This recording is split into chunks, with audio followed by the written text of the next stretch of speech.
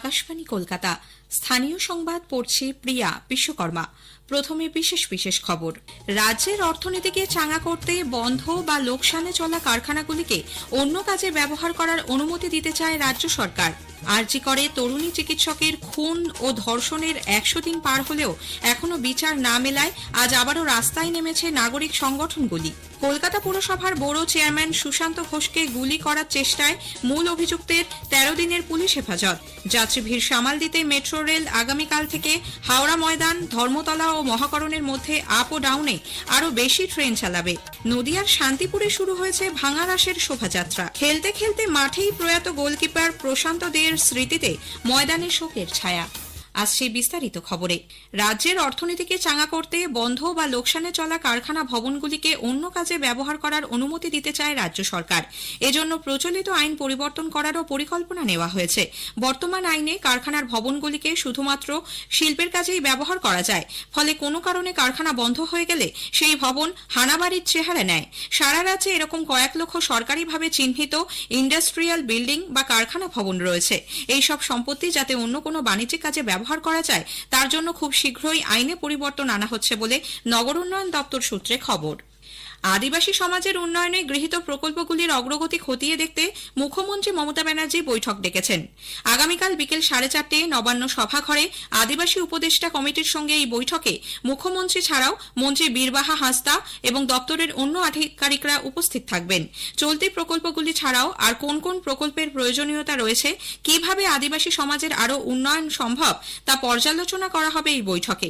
আদিবাসী সমাজের বিভিন্ন সংগঠনের প্রতিনিধিরাও সেখানে উপস্থিত থাকবেন।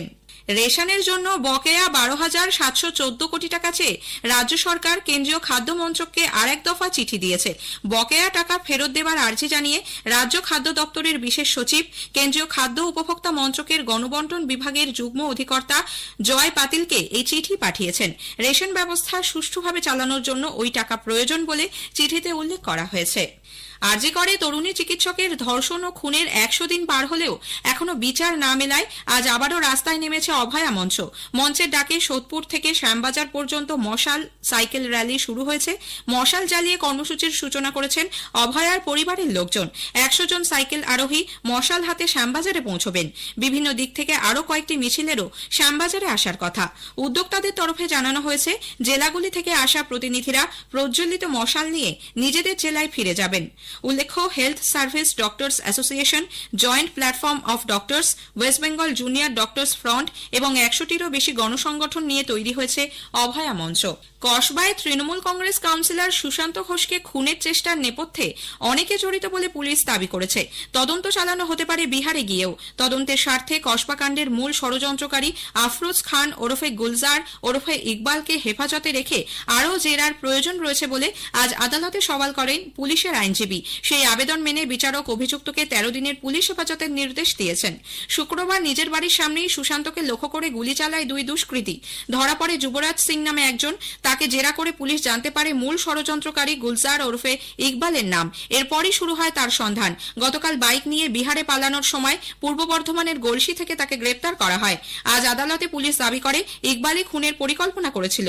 জেরায় সে জানিয়েছে 55 গ্রাম এলাকায় তার একটি জমি সুশান্ত ঘোষ আশ্রিত সমাজবিরোধী হায়দার আলী দখল করে নেয়, সেই নিয়েই বিরোধ। এদিকে পুলিশ জানিয়েছে আততায়ী পালানোর সময় আগ্নেয়াস্ত্রটি সুশান্ত ঘোষের বাড়ির কাছে একটি খালে ফেলে গিয়েছে। সেটির সন্ধানে তল্লাশি চলছে। উল্লেখ্য, এই ঘটনায় এক ট্যাক্সি চালক আহমেদকেও গ্রেপ্তার করেছে পুলিশ। যুবরাজ এবং আহমেদকে গতকাল আদালতে তোলা হলে 29 নভেম্বর পর্যন্ত পুলিশ হেফাজত হয়। শহর কলকাতা দুষ্কৃতীদের স্বর্গরাজ্যে পরিণত হয়েছে বলে অভিযোগ করেছেন বিজেপির রাজ্য সভাপতি কেন্দ্রীয় প্রতিমন্ত্রী সুকান্ত মজুমদার। তিনি আজ দক্ষিণ 24 পরগনায় দলের সদস্য সংগ্রহ অভিযানে অংশ নিয়ে কসবায় কাউন্সিলরের ওপর হামলার ঘটনায় রাজ্য সরকারের ভূমিকার তীব্র সমালোচনা করেন। প্রত্যেকে তোলাবাজিতে যুক্ত, কাউন্সিলর থেকে শুরু করে মন্ত্রী, পাড়ার নেতা, ছোট নেতা, পুটি নেতা, কোনো নেতা বাদ নেই। যে যার মতো করে রাজ্যটাকে লুটছে। গোটা রাজ্যটা একটা শপিং মলে পরিণত হয়েছে, যেখানে যা পাচ্ছে বিক্রি করে দিচ্ছে। পশ্চিমবঙ্গকে তৃণমূল কংগ্রেস এখন মলে পরিণত করেছে। যেখানে পাচ্ছে কয়লা সেখানে কয়লা বেচছে সে, যেখানে জমি পাচ্ছে সে বেচছে। এই কাউন্সিলরের বিরুদ্ধে অভিযোগ হচ্ছে এই সরকারি জমি দলিল বানিয়ে বিক্রি করে দেয়। কংগ্রেস ওয়ার্কিং কমিটির সদস্য অধীর চৌধুরী বলেছেন, দুষ্কৃতীরা গোটা রাজ্যটাই দখল করে নিয়েছে। সারা কলকাতা এইভাবে দখল হয়ে গেছে। শুধু কলকাতা না, সারা পশ্চিমবঙ্গ দখল হচ্ছে, বড় ভয়ঙ্কর দিন আসছে। মেরে খাবার জন্য জায়গা কমে যাচ্ছে না, চাহিদা বাড়ছে। এত চোরে এত চাহিদা মেটানোর জন্য এত রসদ কই বাংলায়? তাই মাত্র 2000 স্কোয়ার ফিটের এলাকা নিয়ে মারামারি দেখতে পাচ্ছেন। মুঙ্গের থেকে অস্ত্র ছেড়ে তো তোমাদের সরকারের ব্যর্থতা, দুটো চারটে পুলিশের দোষ দিলাম কি? সুশান্ত ঘোষকে গুলি করার চেষ্টার ঘটনা নিয়ে তৃণমূল কংগ্রেস নেতা কুণাল ঘোষ আজ বলেন, অপরাধী বাইরে থেকে এ রাজ্যে এসে গুলি চালাবে, এটা মেনে নেওয়া যায় না। তিনি জানান, বিরোধী পক্ষ রাজ্যের সমালোচনা করার জন্যই এ ধরনের ষড়যন্ত্র করছে। এর সঙ্গে রাজনীতির কোনো সম্পর্ক নেই। এবার যে দুষ্কৃতী এই হামলার সঙ্গে যুক্ত, তাকে অ্যারেস্টের পর সে কি বলছে না বলছে এগুলো পুলিশ তাদের তদন্তের ক্ষেত্রে ব্যবহার করবে। ফলে সেখানে তার উপর দাঁড়িয়ে কোনো রকম কোনো মতামত সেটা দিচ্ছে না। পূর্ব যাদবপুর থানা এলাকায় মুকুন্দপুর মেন রোডে আজ সকালে সোনার দোকানে গয়না লুট করতে বাধা দেওয়ায় ডাকাতরা দোকান মালিককে কোপায়। পুলিশ সূত্রে জানা গেছে, সকাল 11:30 নাগাদ ওই দোকানে ক্রেতা সেজে দুজন দুষ্কৃতী ঢোকে। তারা গয়না দেখতে গিয়ে লুটের চেষ্টা করলে মালিক বাধা দেন। সেই সময় ধারালো অস্ত্র বের করে দুষ্কৃতীরা চড়াও হয়। চিৎকার চেঁচামেচিতে আশপাশের লোকজন ছুটে এসে একজনকে ধরে ফেলে। পরে আরেকজন পুলিশের হাতে ধরা পড়েছে। আহত দোকান মালিক সঞ্জয় সরকার হাসপাতালে ভর্তি। জানা গিয়েছে, ধৃত একজনের নাম দীপঙ্কর পাল, সে ত্রিপুরার বাসিন্দা। এখানে একটি বেসরকারি হাসপাতালে কাজ করে। সাগর নামে অপর দুষ্কৃতী মহারাষ্ট্রের বাসিন্দা। এর আগে তারা এলাকায় রেইকি করে গেছিল বলে পুলিশ জানিয়েছে। এদিকে সুশান্ত ঘোষের ওপর হামলা এবং মুকুন্দপুরে দিনে দুপুরে সোনার দোকানে লুটের চেষ্টার ঘটনায় পুলিশ শহরের বিভিন্ন জায়গায় নাকা তল্লাশি চালাচ্ছে। স্থানীয় সংবাদ শুনছেন আকাশবাণী কলকাতা কেন্দ্র থেকে। এখন ফিরে আসছি স্থানীয় সংবাদে। সকাল ও সন্ধ্যায় অফিসের ব্যস্ত সময়ে যাত্রী ভিড় সামাল দিতে মেট্রো রেল হাওড়া ময়দান এবং ধর্মতলার মধ্যে আরও বেশি ট্রেন চালানোর সিদ্ধান্ত নিয়েছে।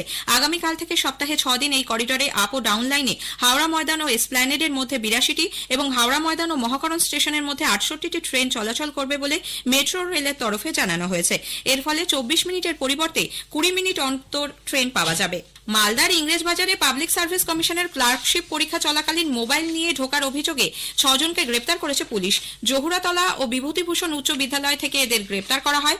ধৃতরা হল দেবাশিস প্রামাণিক, বিশাল মণ্ডল, সমৃদ্ধ দাস, আব্দুল তোহাসিন হোসেন, শ্বেতাবর শেখ ও মোহাম্মদ আমিরুল। নদিয়ার শান্তিপুরের ঐতিহ্যবাহী ভাঙারাসের শোভাযাত্রা শুরু হয়েছে। বিগ্রহ বাড়ির নগর পরিক্রমা শেষ হলে শুরু হবে বারোয়ারিগুলির শোভাযাত্রা। আমাদের জেলা সংবাদদাতার একটি প্রতিবেদন।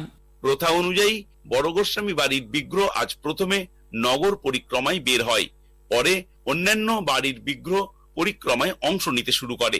গোস্বামী বাড়িগুলির বিগ্রহ স্বর্ণালঙ্কারে সাজিয়ে হাউদায় বসিয়ে শহরের প্রশাসন রাস্তা পরিক্রমা করছে।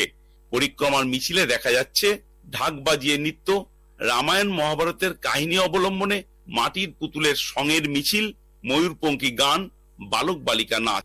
এখানকার শোভাযাত্রার মূল আকর্ষণ রায়রাজা।